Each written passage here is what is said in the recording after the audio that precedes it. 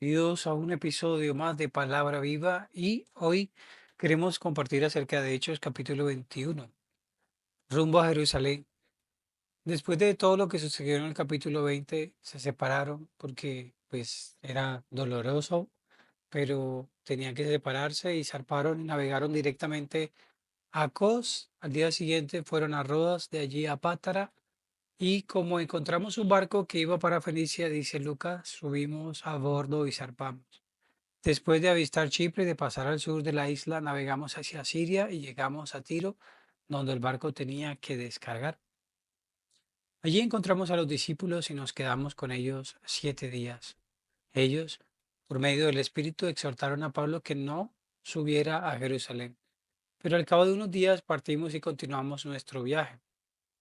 Todos los discípulos, incluso las mujeres y los niños, nos acompañaron hasta las afueras de la ciudad y allí en la playa nos arrodillamos y oramos. Luego de despedirnos, subimos a bordo y ellos regresaron a sus hogares. Nosotros continuamos nuestro viaje en barco desde Tiro y arribamos a Tolemaida, donde saludamos a los hermanos y nos quedamos con ellos un día.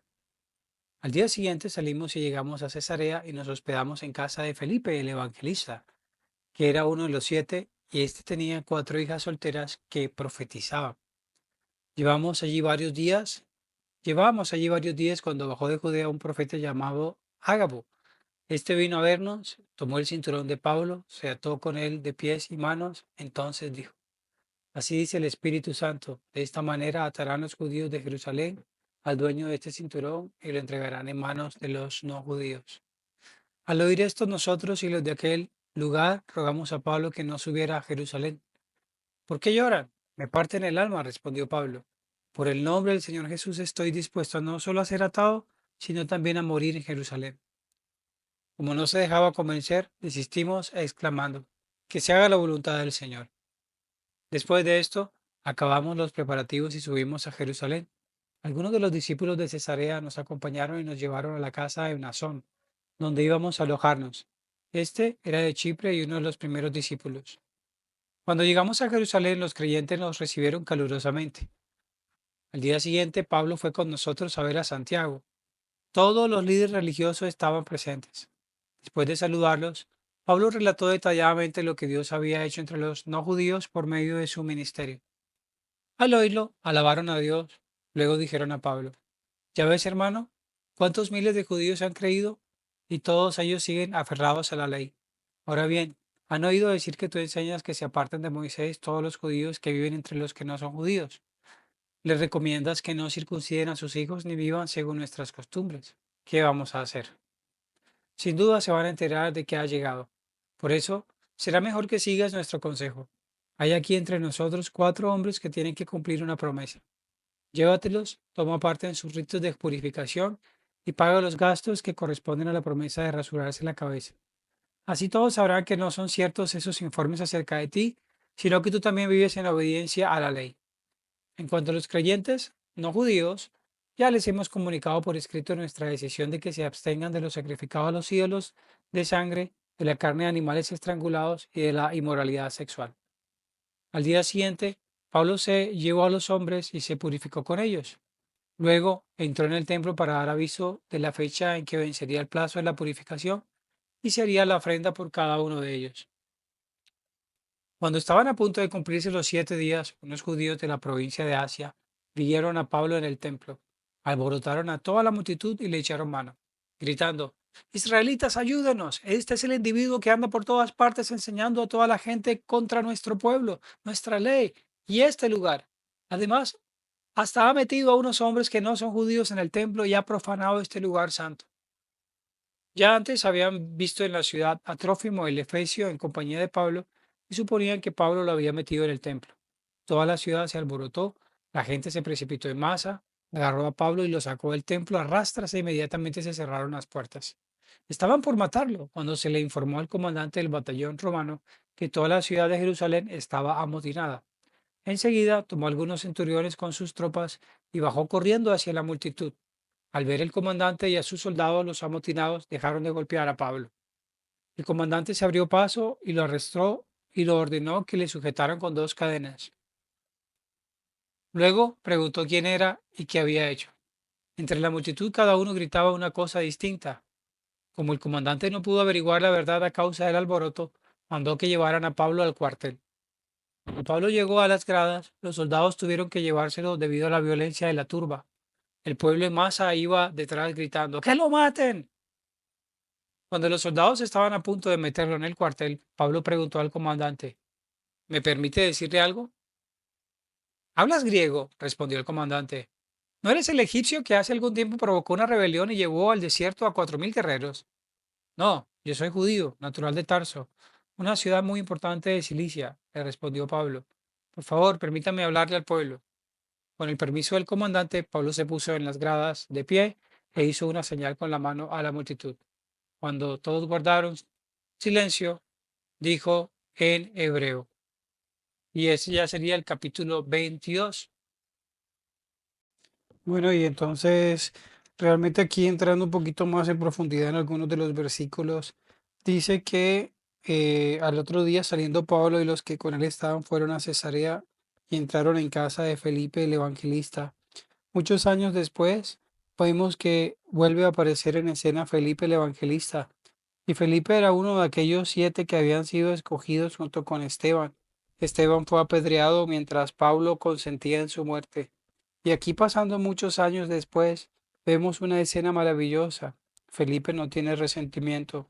Pablo ha dejado todo esto en el pasado y ahora se encuentran en la casa de Felipe el evangelista, uno que fue amigo cercano de Esteban y a quien Felipe supo que Pablo había apoyado en su muerte.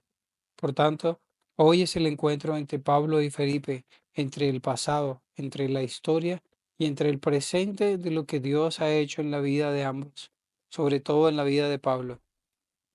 Dice que ahora entró en su casa y Felipe ya estaba casado, tenía 4 hijas doncellas que profetizaban. Note que Felipe era un evangelista. La Biblia habla de que Felipe le compartía la palabra al eunuco. Y acá menciona que tenía 4 hijas que profetizaban. No dice la Biblia ningún otro detalle acerca de qué tipo de profecía, pero se entiende que es una profecía para hablar por Dios o Dios hablaba a través de estas jóvenes doncellas. No significa que estaban prediciendo nada porque en los versículos siguientes no hay ningún tipo de predicción. Más bien vemos a un profeta en particular que es el capítulo 21, perdón, el versículo 10. Dice, y permaneciendo nosotros allí algunos días, es decir, ellos llevaban algunos días ahí, ¿cierto? Y estando ellos ahí en Cesarea, descendió de Judea, y dice descendió porque la zona de Judea era una zona montañosa. Por ejemplo, Jerusalén está a unos 800 metros, así que descendió de allá, de Judea, un profeta llamado Ágabo, quien viniendo a vernos tomó el cinto de Pablo y atándose los pies y las manos dijo, esto dice el Espíritu Santo, así atarán los judíos en Jerusalén al varón que quién es de quién es este cinto. Hermanos, aunque dice que el Espíritu Santo le dijo a él esta advertencia, acá no dice que el Espíritu Santo le dijo que no fuese. Fueron los hermanos los que le rogaron que no fuese debido a la advertencia que diese el profeta Agabo. Agabo también había dado una profecía acerca de la hambruna de los hermanos en Judea, y aquí está haciendo un tipo de profecía tipo predicción y vaticinio. Y efectivamente este vaticinio se cumplió. Por tanto, vemos que la profecía en el sentido de la predicción, aunque no se ve mucho en la Biblia, sí se nota que también tiene ese componente profético de predicción. Bueno, Pablo menciona acá una vez más que él no iba a tener ningún tipo de restricción, ningún tipo de miedo, sino que él daría su vida completamente por el Evangelio. Eh, Llegamos a el tema en que llegan a Jerusalén y los hermanos que están en Jerusalén, ahí en cabeza de Santiago, le comentan a Pablo que lo mejor es que Pablo se lleve a 4 de ellos y les pague los sacrificios, porque había que pagar para hacer los sacrificios, y considera que debe hacerlo para que no hablen mal de él. Las iglesias en Jerusalén estaban sumergidas muchísimo en todo el tema del judaísmo. Para ellos la distinción era la fe en Jesucristo, pero ellos también guardaban celosamente las costumbres de la ley. Y aquí Pablo por alguna razón se fue tan inmerso, tan comprometido en este asunto, que terminó también haciendo las cosas que él en su corazón sabía que no debía hacer. Más adelante podemos entrar en detalle para ver esto. Entonces, acá al final vemos cómo Pablo fue prácticamente casi que matado por la multitud, por la turba, pero el Señor lo guardó porque el Señor todavía no tenía el final para Pablo. Y cuando el Señor todavía tiene una misión para nosotros, Él se va a encargar de seguir cuidándonos. Mientras tú tengas una misión, vas a poder seguir siendo guardado y protegido. Una misión en Cristo. Hermano y hermana, si tienes una misión, no te detengas, sigue avanzando porque Dios está contigo y Dios te va a guardar. Al final vemos que Pablo se defiende del versículo 37 diciendo que él era un ciudadano y necesitaba un juicio justo. Y además de esto vemos aquí que él pidió la palabra para hablar, o sea, era tan intrépido y tan osado que aún después de que lo estuvieron a punto de matar, él todavía pedía la palabra para exponer su propia defensa. Y él le habló en griego de una manera estratégica al tribuno, a este comandante, para poder pedir la palabra. Entonces es importante, hermanos, aquí la importancia de lo que es la preparación, de lo que son los idiomas. Si Pablo no tuviese esa preparación, seguramente el Señor no lo hubiera utilizado de esta misma manera. Bueno, mis hermanos, esto llega aquí un episodio del capítulo 21 y mañana seguimos más con Palabra Viva.